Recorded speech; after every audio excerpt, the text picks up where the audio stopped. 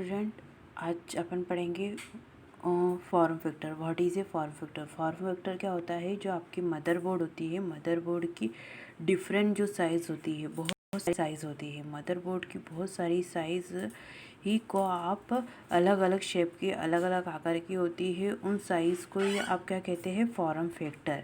जो साइज़ आती है उन सबको अलग डिफाइन को आप फॉर्म फैक्टर कहा जाता है ना।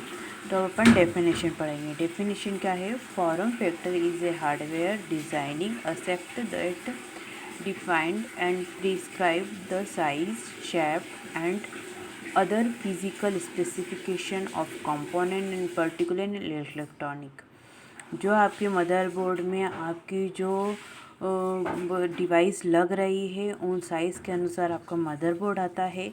जैसे आप में मदरबोर्ड में कि अगर आप अपने अनुसार मदरबोर्ड ले सकते हैं। जैसे आपको ग्राफिक्स कार्ड ज़्यादा लगाना है, आपको रैम ज़्यादा लगाना है। जैसे रैम के साइज़ अलग आते हैं, किसी किसी में 3-4 आते हैं। अगर आपको रैम के साइज़ बढ़ाना है, स्लॉट बढ़ाना है, ग्राफिक्स कार्ड के स्लॉट बढ़ाना है, तो उनके अनुसार आपके मदरबोर्ड आते हैं। तो जो मदरबोर्ड होते हैं उन्हीं साइज़ों को आप, जो डिफरेंट साइज़ होती है उसी सब को कहता है फॉर्म फैक्टर के नाम से जाना जाता है। मदरबोर्ड के अलग अलग कार्य करने के लिए अलग अलग साइज़ होती है, और अलग अलग साइज़ों को आप फॉर्म फैक्टर के नाम से जानते हैं। ठीक है। अब यही है कि आपके मदरबोर्ड में आप अलग अलग मतलब जैसे आपका कैसे सीपीयू कैबिनेट है। कैबिनेट क्या है? जो आपका सीपीयू का कैबिनेट है ना। सीपीयू का ये जो कैबिनेट है, इसके अनुसार से आप मदरबोर्ड यूज़ करेंगे। इसी के अनुसार से आप जो आप मदरबोर्ड ले रहे हैं, उसमें आप कितनी रैम लगाना चाहते हैं, कितने ग्राफिक्स कार्ड लगाना चाहते हैं, ये आपके ऊपर डिपेंड करता है, और उसी के अनुसार से उसको पावर मिला जाता है। तो ये चीज़ होती है आपकी फॉर्म फैक्टर। तो फॉर्म फैक्टर जो मदरबोर्ड और power supply and computer cabinet use करता है। फॉर्म फैक्टर क्या होता है? जो मदरबोर्ड, पावर सप्लाई और एंड कंप्यूटर कैबिनेट के अनुसार से आपका फॉर्म फैक्टर का यूज़ करते हैं। फॉर्म फैक्टर क्या होता है? Represent motherboard represent a board class of similar size component. जैसे आपकी मदरबोर्ड की साइज़ होगी, उसी के अनुसार से आपका फॉर्म फैक्टर का यूज़ किया जाएगा, है ना। ठीक है। अब जैसे ये आपका मदरबोर्ड आपको स्क्रीन पे दिखाई दे रहा है, इसमें आपको क्या हो रहा है कि आपको ग्राफिक्स कार्ड कितने लग रहे हैं, आप रैम कितनी चाहते हैं, ये एक साइज़ का है। इसमें इनपुट आउटपुट डिवाइस वगैरह सब पोर्ट पर पहले नहीं आती थी, अब आने लग गई है कि बाहर से आपको डिवाइस देती है। तो ये जैसे आपका मदरबोर्ड आप अपने अनुसार से लेते हैं। आप ग्राफिक्स कार्ड कितने एक्स्ट्रा चाहते हैं, आप रैम, आपके मेमोरी की रैम कितनी बढ़ाना चाहते हैं, आप उसमें पोर्ट वगैरह ये सब जो डिवाइस होती है, ये सब चीज़ें जो आप एक्स्ट्रा लगाना चाहते हैं, उसके अनुसार उसमें पावर कितनी मिलेगी। सब डिवाइस जैसा ऐसा नहीं है कि आपका मदरबोर्ड अलग साइज़ का है। आपका मदरबोर्ड 9 to 9 का है और आप लगा रहे हो 2.5 के आप रैम लगा रहे हो। आपके सब उसकी साइज़ के अनुसार से आपको सब डिवाइस लगाना पड़ती है इक्वल। जैसे आपका ये साइज़ के अनुसार 9.29 का कुछ आपका मदरबोर्ड है, तो उसके अनुसार से आपको रैम लगेगी, उसके अनुसार से आपके ग्राफिक्स कार्ड लगेंगे। तो उस पर डिपेंड करता है कि आपके इसमें रैम कितनी लगेगी, आपके सब मदरबोर्ड पर डिपेंड करती है। ठीक है ना। तो ये आपको मदरबोर्ड दिखाई दे रहा है। अब different types of motherboard form factor, मतलब बहुत तरह के आपके मदरबोर्ड के साइज़ होते हैं, बहुत सारे होते हैं। ऐसा नहीं पहले अलग चलते थे, अब अलग चलते हैं। तो आपके मिनी ITX भी आते हैं पहले के, इसमें से आपके माइक्रो ITX आते हैं, फिर XT LPX ये इस टाइप के माइक्रो ये आते हैं मदरबोर्ड। तो ये सब आपके अलग अलग साइज़ के अनुसार से मदरबोर्ड होते हैं, और इसके अलग अलग कैबिनेट होते हैं। जैसे आप कैबिनेट के अनुसार से आप मदरबोर्ड का यूज़ कर सकते हो। ऐसा नहीं कि आपका कैबिनेट छोटा है तो आप मदरबोर्ड बड़ा यूज़ कर रहे हैं। आपके कैबिनेट के अनुसार मदरबोर्ड का यूज़ होगा, उसी अनुसार से आपकी रैम का यूज़ किया जाएगा। ये सब एक दूसरे पे डिपेंड रहती है।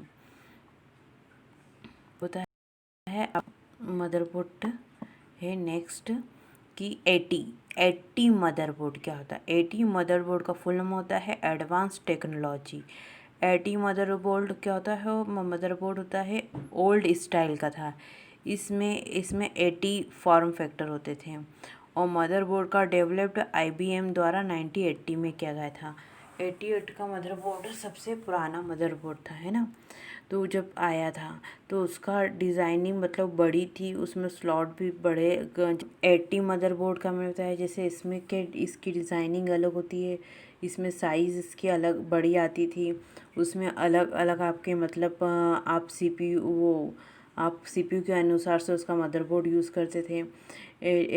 इसमें क्या होता था, कंपोनेंट बेस्ड होता था PC का, मतलब इस समय जो वो उसके मतलब कह सकते हैं डेवलप्ड ही हुआ था। तो इसमें आपका गीगाबाइट टेक्नोलॉजी का है, इसमें जैसे और डिवाइस जैसे आपके ग्राफिक्स कार्ड, तो ये सबसे बड़े मदरबोर्ड थे। जब 80 के मदरबोर्ड आए थे तो सबसे बड़े मदरबोर्ड थे। बोर्ड को आप ये भी कह सकते हैं कि ये बैकवर्ड कंप्लीट बोर्ड भी के प्रोड्यूस किया गया था। उसमें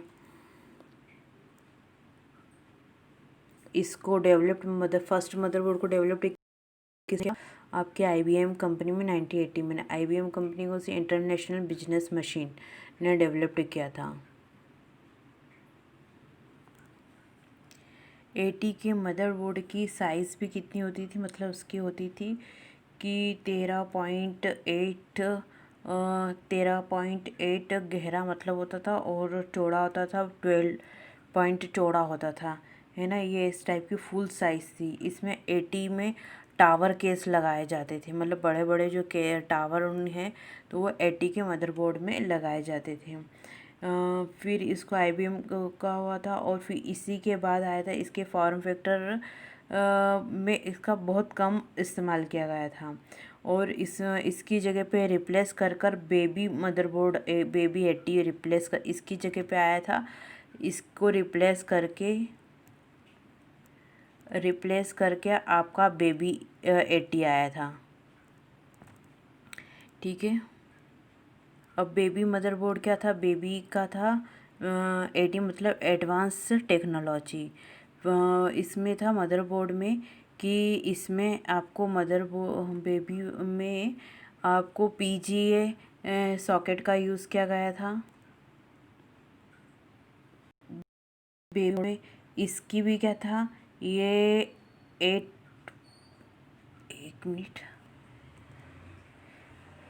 8.57 चौड़ा था और 13.04 गहरा था, मतलब लंबा आपका था। इस साइज़ का था। बेबी क्या होता है, ये भी IBM ने इसको पेश किया गया था। इसमें प्लेटिनियम के कंप्यूटर होते थे। 386 का यूज़ किया गया था। 286 का प्रोसेसर का हुआ था। 486 का इसका यूज़ होता है। ये कब आया था, 1990 में, ठीक है।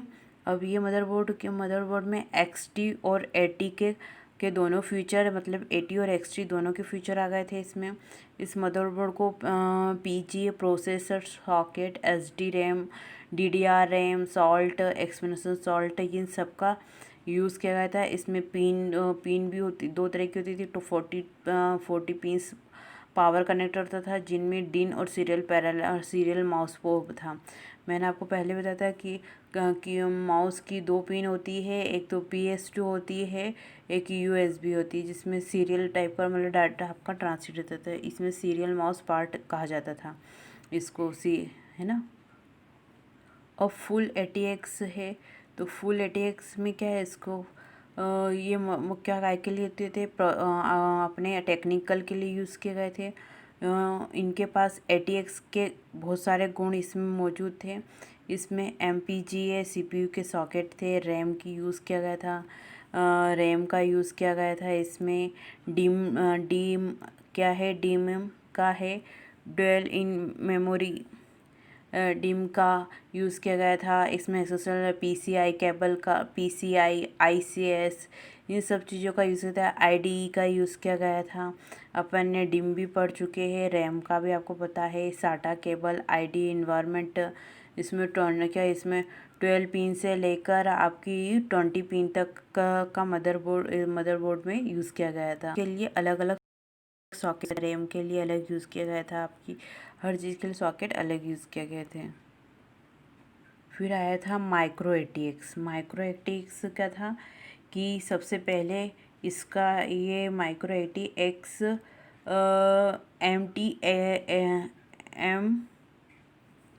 MATX को रिप्लेस करके इसका शॉर्टकट है कि MTX कहते हैं। तो माइक्रो एडवांस टेक्नोलॉजी एक्सटेंट इसके नाम से रिफ़र किया गया था।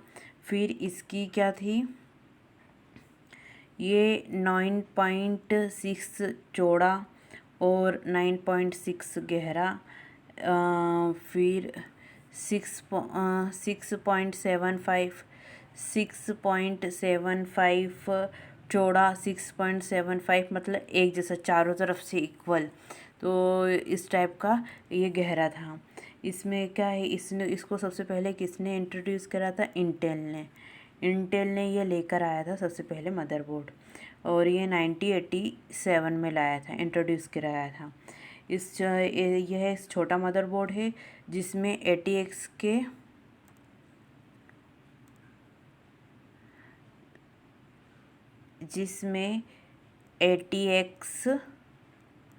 केस लगाए गए थे छोटे छोटे। तो यह ज़्यादा इस्तेमाल किया जाता था, इसीलिए कि सिंपल सा है कि आप बड़ा कैबिनेट लेंगे, आप बड़े CPU लेंगे तो उसमें बड़ा मदरबोर्ड लगेगा तो जगह भी ज़्यादा लेगी, छोटा लेंगे तो छोटे में से कम भी रहेगी। तो उसके अनुसार से माइक्रो ATX ज़्यादा यूज़ में आया।